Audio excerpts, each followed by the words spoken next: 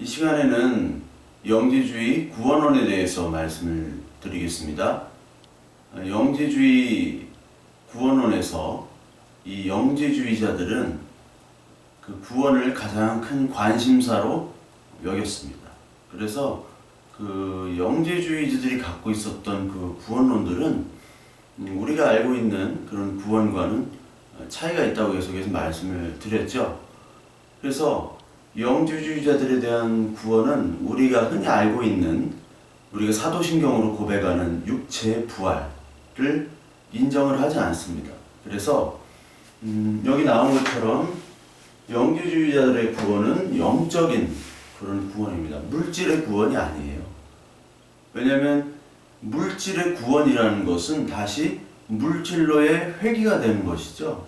근데 영지주의자들의 특징은 뭡니까? 이 세상과 인간이 바로 이 육체와 이 세상에 갇혔다라는 거죠. 그래서 다시 그 육체와 물질로 다시 갇히기를 원하지 않아요. 육체로 부활한다. 우리가 만약에 육체로 부활한다, 그렇게 믿잖아요. 근데 육체로 만약에 부활한다는 것을 믿게 되면 그들의 입장에서 볼 때는 육체 자체가 다시 감옥으로 갇히게 되는 거죠. 육체라는 감옥을 벗어나는 것이 구원이기 때문에. 그래서 그들은 구원은 비물질적입니다. 따라서 우리가 주기도문을 할 때 하늘의 뜻이 이 땅에 이루어져야 되거든요. 그러니까 이 땅이라는 것은 바로 나하고 나의 물질과 나의 육적인 욕망들이 다 하나님의 뜻이 되어 하나님과 하나님의 뜻이 내 뜻이 되고 내 뜻이 곧 하나님의 뜻이 되는 그 상태까지 가는 것인데, 이 영지주의자에게는 물론 그 하나님의 뜻과 내 뜻과는 일치를 해야 돼요. 거기까지는 맞지만 이 육체적인 것, 물질적인 것은 다 경시를 하기 때문에 이 땅의 것들, 이 땅의 구원, 이 물질의 부분들은 다 경시를 합니다. 그렇지 않죠. 하나님은 우리 인간 자체를 물질로 만드셨어요. 그래서 물질에 대한 것, 이 세상의 삶을 경시해서는 안 됩니다. 굉장히 중요시 여겨요. 성경에서는 그렇게 얘기합니다. 그러나 동시에 이 세상은 유혹의 장소이기 때문에 이 동시에 봐야 돼요. 그것들을.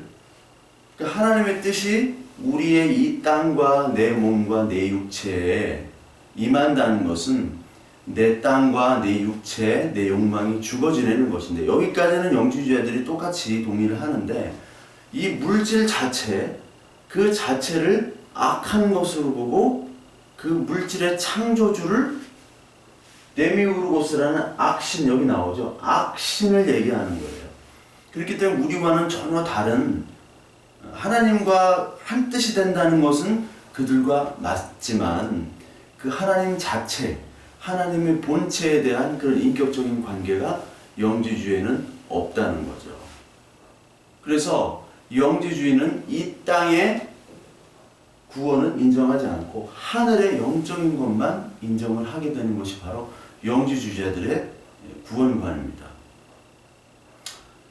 그리고 이어서 이 악신, 데미우르고스라는 악신으로부터 구원을 하는 거죠. 그래서 이 상태를 우리가 뭐라고 해서 어두움이고 무지고, 그것이 바로 그들의 인간관이었다고 그랬죠.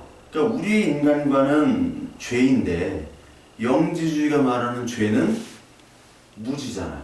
이게 대승불교에서는 무명, 빛이 없음, 무명으로 나타났고, 여기는 무지입니다. 그래서 무지에서 영지로 가는 것이 바로 구원입니다.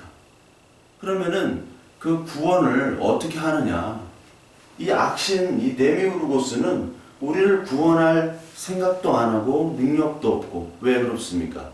불완전한 신이기 때문에 우리를 어떻게 할 수가 없어요. 우리 인간과 거의 비슷합니다.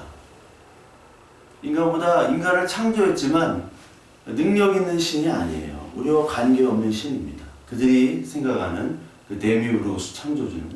그렇기 때문에 그들의 구원은 영지로 가야 되는데, 그 영지로 가게 하는 존재가 누구냐면 여기 나오는 예수라는 겁니다. 그 예수는 어디에서 나오냐면 그들이 생각하는 그 그 두 번째 단계 신적인 존재들이 있죠. 그게 에온이라고 그랬습니다. 에온에는 소피아와 예수가 있는데 그 에온이란 존재가 이 땅에 투입이 되는 거죠. 그래서 예수입니다. 예수 그리스도가 아니라 예수입니다. 예수 그리스도라는 거는 그 그리스도는 기름을 붓는 거잖아요. 우리를 모두 다 하나님의 자녀를 구원시키는 겁니다. 그 구원자, 즉 하나님과 관계된 그 하나님의 아들이자 하나님 본체라가 바로 예수 그리스도세요. 근데 이들이는 그리스도를 쓸 수가 없습니다. 인간의 예수, 그리고 하나님의 예수, 애원적인 존재의 예수입니다. 그러니까 인간의 예수는 아니지만 그 애원적인 존재의 예수지, 이 예수가 그리스도, 하나님 본체로 여기질 않아요. 왜냐하면 애원에서 온 존재이기 때문에. 그 플레로마라는 그거를 구성하고 있는 그 요소 중에 하나인 에온에서 온 존재이기 때문에 이 예수는 하나님이 될 수가 없고 그리스도도 될 수가 없어요. 그래서 영지주의 문서들이 참 여러 가지 있는데 그 영지주의 문서를 연구할 때 그 가장 그 좋은 문서는 도마복음입니다. 다른 문서들은 굉장히 좀 조잡하고 어떤 명확한 뜻을 나타내기가 쉽지 않아요. 그 문서 내에서 파악하기가 쉽지 않습니다. 그래서 그 여러 가지 문서들을 통해서 이런 특징들을 잡지만 특히 예수님에 대한 그 말씀과 관련된 문서는 도마복음밖에 그 연구하기가 쉽지 않은 문서가 그거 하나밖에 없어요. 도마복음만이 거의 유일하게 연구를 할 수 있는 자료입니다. 그래서 도마복음을 가지고 다음 시간에는 도마복음에 대한 그 텍스트를 가지고 다른 공간 복음서들과 비교를 해야 됩니다. 그냥 이런 특징만 머물면은 우리가 알 수 없기 때문에 직접 그 텍스트 안으로 들어가야 되거든요. 그래서 영지주의를 우리가 알지도 못하면서 그냥 이단이라고 하는 것이 아니라 그 영지주의 문서에 대한 그 연구를 통해서 우리의 그 하나님에 대한 이해 폭도 사실 넓어질 수가 있어요. 그리고 인사이트를 많이 받을 수가 있습니다. 그러면서 우리가 지향해야 될 점, 과연 복음이 무엇인지, 구원이 무엇인지, 그 도마복음서 영지주의 문서를 가지고 설교를 하는 분들이 있어요. 스님들도 설교하고 그러면서 그걸 진리라고 주장을 합니다. 아닙니다. 그것이 아닌데 그것에 대한 해석과 그것에 대한 것들을 모른 채 그냥 영지주의는 다 이단이다, 나쁜 것이다 모르고서 다 선포를 해요. 이 개신교회가. 즉 성경에 대한 텍스트 해석에 대한 실력과 능력이 없습니다. 그게 가장 안타까워요. 관심도 없고 능력도 없고. 그래서 우리가 이 도마복음을 통해서 이 영지주의에 대한 인사이트 그리고 그것을 통해서 우리가 풍성한 해석을 얻는 것 얻어야 됩니다. 그렇다고 그들을 옹호하는 게 아닙니다. 얻어야 됨과 동시에 그들을 우리와 어떻게 분리하고 어떻게 우리의 복음을 설명하는지 그것들을 배워야 된다는 말씀이죠. 그래서 다시 넘어오면 이 예수는 비밀스러운 전령자, 그냥 전령자라면 비밀스러운 전령자. 여기 그 전령자인데 전령자는 하나님의 말씀을 전하는 거잖아요. 하나님의 말씀을 전하는 게 복음이고 그 복음은 바로 뭐냐? 무지에서 영지로. 그 복음은 너희들은 인간 너희들에게 구원의 소식을 전해주는 전령자인데 인간 너희들은 원래 신적인 존재를 가지고 있었던 사람이야. 너는 신이었어. 근데 너희는 지금 무지로 무명으로 잊어버리고 있는 상태야. 그래서 내가 그것들을 알려줄게 하는 전령자예요. 스승입니다. 이 자체가 구원자가 아니에요. 이 자체가. 그래서 이 예수 그리스도는 딱 나타났지만 비밀스럽게 나타났습니다. 우리 그 마태복음 13장에 비유로 설명을 하실 때 예수님께서 비유로 설명하신 이유 아시죠? 비밀. 모르는 자에게는 끝까지 모르게 하시고 아는 자, 듣는 자, 귀로 들리는 자에게만 나타나시는 그 비밀스러운 모습, 그거를 도마복음이나 다른 그 영지주의 문서에서도 나타내고 있어요. 즉, 이 비밀스러운 전령자가 바로 영지로 가기 위해서는 이 비밀을 캐야 됩니다. 그 비밀을 나타내주는 사람이 바로 예수 그리스도입니다. 어떻게 보면 우리 복음서 해석과 비슷할 수가 있어요. 비슷할 수가 있지만 여기는 우리가 말하는 구원의 모습이 아니라 어떤 구원의 모습이냐면 유일한 예수 그리스도가 아닌 하나의 전령자인 예수를 나타냅니다. 이것과 다른 거죠. 유일한 예수 그리스도 하나님의 아들이라는 표현과 그리고 비밀스러운 그냥 전령자, 애원의 존재, 이것과는 전혀 다른 개념이죠. 예수가 아니더라도 내가 바로 하늘의 존재였다는 것을 깨닫게 되면 구원이라는 거예요. 예수가 아니더라도. 전에도 설명드렸듯이 예수 그리스도와 이 하나님에 대한 신이, 우리는 그 신과 우리와 관계를 표현하잖아요. 그런데 이쪽은 그 신과 관계가 중요한 것이 아니라 내가 하나님이 되면 되는 거예요. 그러면 내가 신으로 인정을 받는 거예요. 힌두교의 신들도 마찬가지예요. 힌두교에 여러 가지 신이 있지만 그 신은 중요하지 않아요. 내가 그 신의 영향을 받아서 나의 존재를, 내 존재가 이런 존재고 이 인생에 그리고 이 세상과 우주에 돌아가는 섭리를 이런 거구나 깨닫게 되면 곧 내가 아트만이 브라만이 되는 거예요. 신이 되는 겁니다. 그렇기 때문에 주체는 여전히 나예요. 하나님이 아닙니다. 주제는 여전히 나예요. 그 구원자로서 와서 너희는 죄인이니까 길이요 진리요 생명이신 예수 그리스도 only way가 아니라 only way는 따로 없다는 거죠. 그게 바로 이 영지주의, 특히 도마복음 문서의 특징입니다. 도마복음 문서는 대승불교랑 또 연결이 됩니다. 그래서 대승불교의 보리살타의 개념이 바로 예수 그리스도죠. 보리살타가 뭡니까? 보살이잖아요. 보살. 그러니까 소승 상좌불교에서는 출가자들만 이제 인정을 했어요. 우리가 스님이 되려면 이렇게 그냥 집에서 스님 오늘부터 나 스님 할게요 이게 아니잖아요. 절에 가야 되잖아요. 머리 팍 이렇게 깎고 저처럼 머리를 싹 이렇게 저는 빠졌지만 머리를 싹 깎고 이렇게 절로 가야지 수행을 해야 되잖아요. 승가대학 4년 그 승가대학 4년 참 힘든 3시에 일어나가지고 막 이렇게 목탁 치고 수행하고 그걸 4년 동안 해야지 이제 겨우 이제 우리로 말하면 전도사 생활 이제 입문이 되는 거예요. 얼마나 힘들어.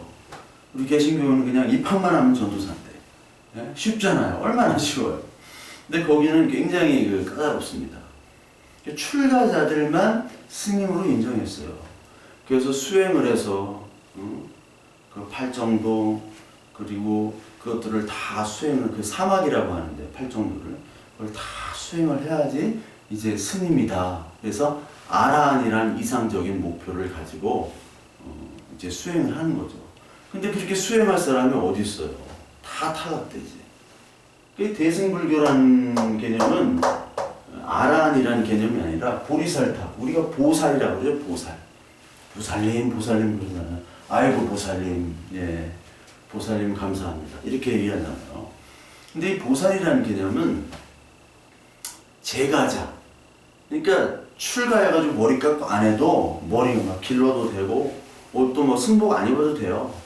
이 땅에서 제가 집에 그냥 있는 사람도 보리살타 보살의 그 부처가 된다는 거죠. 대승불교는. 그래서 보살의 개념은 산에 들어가면 안 돼요. 이 상자불교, 우리가 얘기하는 소승불교는 산에 들어가요. 머리 깎고. 근데 이 대승불교, 지금은 다 대승불교잖아요. 대승불교는 산에 들어가는 게 이게 나쁜 거예요. 이 세상에 직접 와야 돼. 그래가지고 이 땅에다가 교회, 뭐 상가에 교회도 있고 여러 교회가 도시에 있잖아요. 산에는 더 그 교회가 없잖아요. 근데 이제 불교 절도 밑으로 막 내려오죠. 막 이제 요즘에는 산에 있는 것도 있지만 막 내려와요. 내려와서 그 불경 공부도 시키고 거기도 제자 훈련을 도입해요. 똑같이 제자 훈련합니다. 기도회 똑같이 하고 뭐 다 합니다. 우리가 하는 거 다 해요. 종교적으로 똑같이 합니다. 근데 이 땅에 이 세상에 발붙여야 돼요. 그러면서 대승은 이타적인 거기 때문에 나만 구원을 얻는 것이 아니라 다른 사람의 구원을 얻게 해줘야 돼요. 그게 보살이에요. 그게.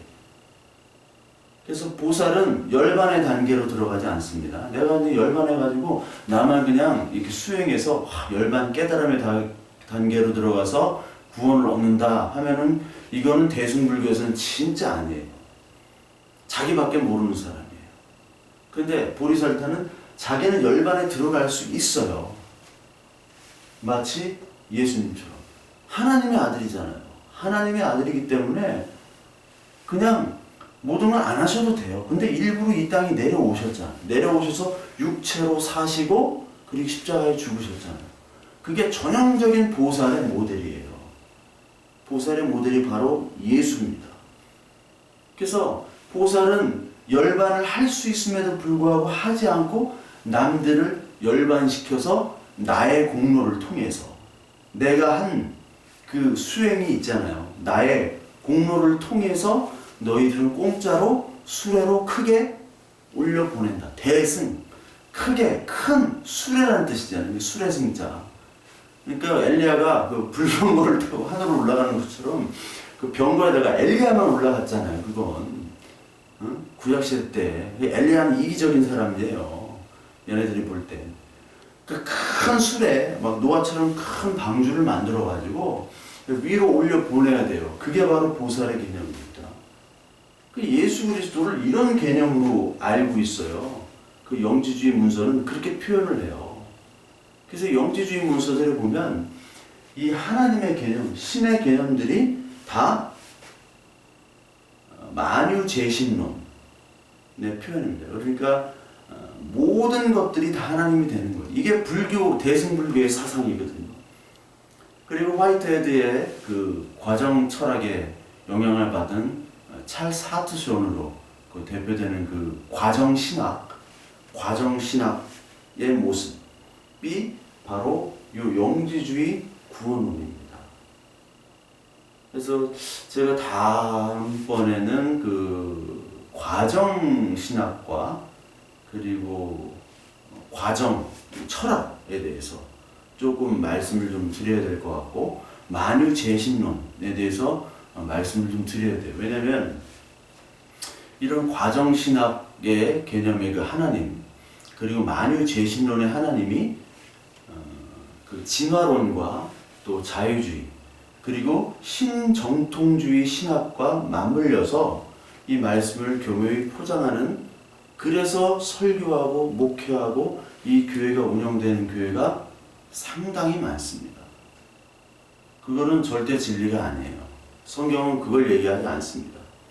그러나 20세기 이후에 실존주의 철학과 이 포스트 모더니즘 그리고 후기 포스트 구조 모더니즘 이런 것들이 합쳐져서 신학이 철학화가 됐어요. 신학이라는 자체도 물론 철학의 도구를 이용했지만 이 하나님에 대한 학문이 아니라 인간의 학문으로 변질이 되어버렸습니다. 그래서 반드시 그것들을 우리가 공부를 해야 됩니다. 그리고 나중에 진화론, 뭐 리차드 도킨스부터 해가지고 그런 것들도 나중에 이제 공부를 우리가 해줘야 됩니다. 그래서 명확하게 이 영지주의나 이 모든 진화론이나 그리고 과정신학이나 이런 것들이 뿌리가 다 연결이 되어 있어요. 과학과 철학에 대해서.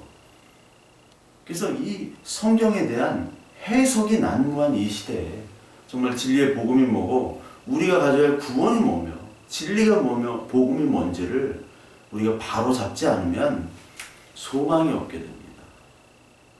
그래서 저와 여러분들이 이런 것들을 하나님의 주신 사명으로 알고 이 말씀을 통해서 정말 이 복음과 진리가 조금이나마 더 이 땅에 전파되는데 우리가 사명감을 가지고 함께 나가야 될 줄로 믿습니다.